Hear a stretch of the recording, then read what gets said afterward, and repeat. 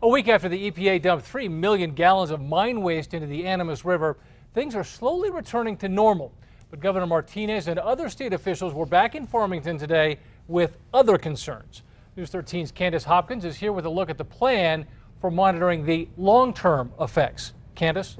Dean, Governor Martinez says the long-term impact review team will be made up of multiple state agencies doing continued testing and updating the public on their findings.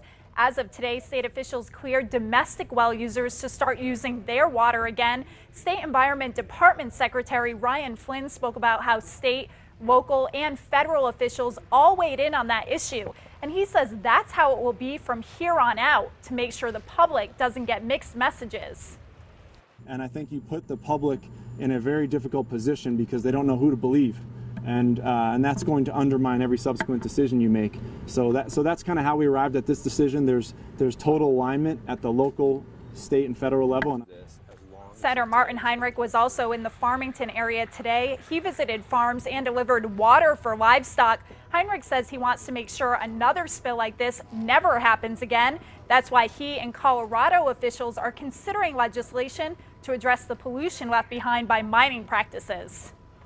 This would create a royalty system where we're able to use a very small royalty to then pay for cleanup of all these abandoned mines. And this is not the first time this has happened on the Animas.